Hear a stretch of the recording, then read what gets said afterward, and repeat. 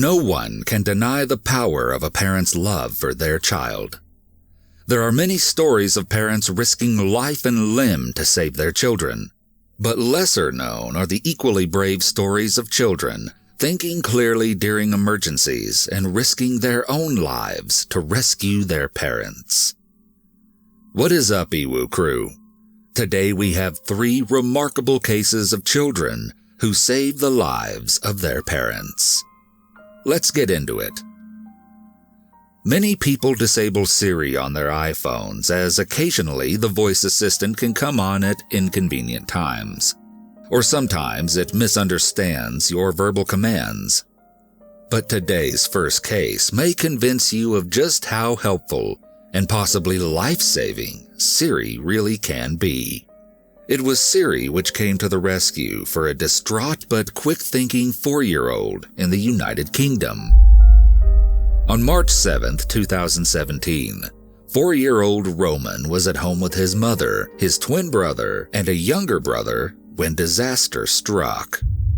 Roman discovered his mother lying motionless and unconscious on the floor of their home in the Kinley district of Croydon.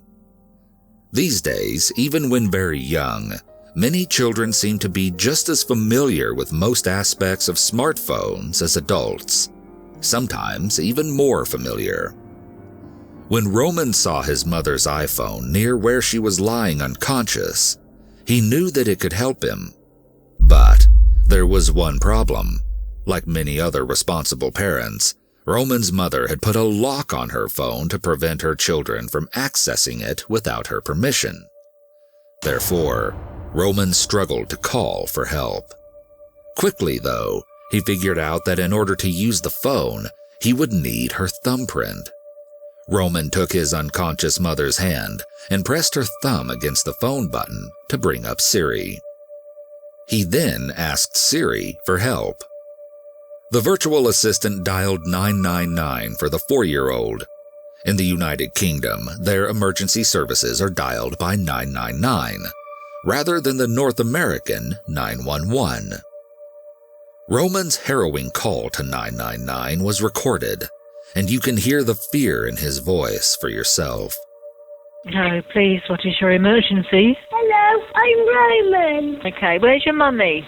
She's at home. And where are you? At home as well. Can you do me a favour? Can you go and get mummy? She can't, she said. You said mummy was there. What do you mean she said? It means that she's closing her eyes and she's not breathing. Because his mother had her eyes closed and he couldn't tell if she was breathing, he at first tells the operator that his mother is dead. Right, so do you know where you live? Road 22. Can you go to your mummy and shake her for me? She's not waking up. Give her a good shake. Shout out, mummy. Mummy! It didn't work. Are you in Kenley? Yes, Kenley. What is your name? Roman. Thanks to Roman's ability to speak to an emergency operator, both police and paramedics were sent to his house within 13 minutes of his call. Those valuable minutes that may have been lost if he hadn't been able to use Siri to get in contact with emergency services ended up making all the difference when his mother was able to receive the life-saving first aid that she required. She was then rushed to the hospital where she regained consciousness and recovered. She was eventually released and was able to return to her home with her children. Roman's quick reaction to seek help undoubtedly saved his mother's life. Speaking about this case, the Metropolitan Police Chief Superintendent encouraged parents of young children, even as young as 4-year-old Roman, to teach them to memorize their address, as well as show them how to react in an emergency such as this, saying, as this case demonstrates so poignantly, it could really be the difference between life and death. The next case we have in store for you emphasizes just how important it is to teach elementary school students different aspects of safety. What few of us may realize is just how effective those lessons are in the heat of a fiery moment. 5-year-old Angelica Riggins from Tulsa, Oklahoma, had a safety assembly one day at her Celia Clinton Elementary School. Little did anyone know, the information she was given here would not only save her own life, but that of her father's too. In January of 2009, Angelica woke in the middle of the night to find her house filled with choking smoke and the home on fire. Angelica would later describe that it smelled like something was burning. Rather than panic, as many would, the quick-thinking little girl remembered the fire department's visit to her elementary, including the Dalmatian, Sparkles the fire safety dog. Angelica specifically remembered what she was told to do in this exact situation. Sparkles herself had demonstrated to the assembly of children how to get low and avoid the fumes of a fire. Angelica got out of her bed and crawled underneath the smoke, making her way safely through her house. She found her father, but when she tried to rouse him, he wouldn't wake up. Angelica knew she had to get help, as the fire was spreading. Back on her hands and knees, she made it all the way outside, where she then ran to her neighbor's house and woke them. There she asked for help, and the fire department was called. Angelica's dad was still inside the burning house, and so he had to be rescued. He was pulled from the house, suffering from burns on his back. The firefighters said that Angelica's actions likely saved her father's life. The flames damaged much of the family's house. Angelica later described what happened to her dad, saying, "He opened the door and the fire splatted out at him, but he's fine. The burn went away." What may be most shocking about this case is young Angelica's ability to stay calm and think clearly when she woke up to find her house on fire. Few adults can say that they would be able to remain as calm as she did. When asked what she thought when she woke up that night and saw that her room was filled with smoke, Angelica replied, "It means that you get on the ground and start crawling out of the house to your safe place." Exactly as she had been told when Sparkles and the fire department visited her school. The principal of Angelica's school would later observe, "Animals have such a calming effect on children. They see Sparkles get low and go, and that really helps them make a connection." Matt Weeks from the Tulsa Fire Department marveled at Angelica's heroics, saying, "It's a very scary situation for the children. If their house is on fire and there's smoke in the house and they're coughing, it's a panic situation. It's very cool that she was able to act in the correct response, and it shows that the education is working." Another key aspect of the firefighters' presentation includes the men donning their heavy bunker gear and letting the kids know not to be afraid of the intimidating uniform, so that in an emergency situation, the children won't be scared of the firefighters coming to rescue them. The following year after the fire, Angelica joined many of the firefighters who had saved her father as they once again spoke at her elementary school and reminded the students of the importance of fire safety.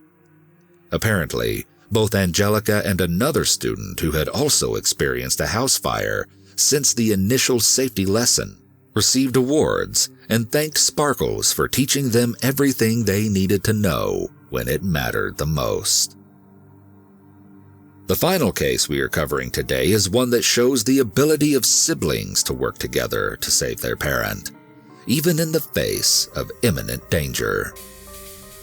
Police reports indicate that in April of 2014, Rachel Moore, a mother of 5, was attacked by her ex-husband Daryl Fields in Brisbane, Australia. Prior to the attack, the couple had separated. Despite their separation, Fields showed up at the family's home on the night of April 11th. Reports indicate that he was angry and intoxicated and had brought a gun with him. Inside the home was Rachel, as well as her 5 children: 14-year-old Jaden, 12-year-old Cameron, 9-year-old Kaylee, 4-year-old Zane, and their baby sister, Samantha. Frightened by Fields' unexpected arrival that night, all of the children hid in a bedroom, while Rachel went to see what was going on. When she realized that Fields was armed, she ran back into the bedroom with her children and locked the door. Fields broke the door down. Rachel later recalled that she knew he was going to shoot her, so she told her children to get away from her, hoping that they wouldn't be hurt as well. She described that moment saying, "I remember when the bullet got shot, it was slow motion. I remember powder in the air. I remember watching this bullet come towards me. I was ready, just thinking I've got to take it. I can't move." The bullet pierced her arm, shattering her shoulder. The horrified children watched as their mother fell to the ground right before their eyes. Fields, the children's ex-stepfather, paused to reload the gun. Before Fields could shoot again, the children leapt into action despite the danger. Cameron, only 12 at the time, elbowed Fields and grabbed the gun, wrestling it away from him before he ran to hide it. But according to Cameron, when he came back into the room, Fields was on top of his mother and attempting to strangle her. Not knowing what else to do and worried that he would watch his mother die right before him, Cameron then hit Fields across the head. It was then that his older brother Jaden jumped in and wrestled Fields off their mother. The other siblings quickly reacted, and 9-year-old Kaylee thought to take their mother out to the yard, where she could hide her from Fields. In the yard, the 9-year-old administered potentially life-saving first aid on her mother while calling emergency services. Apparently, the police initially thought it was a prank call, until Kaylee threw the phone to her big brother to explain.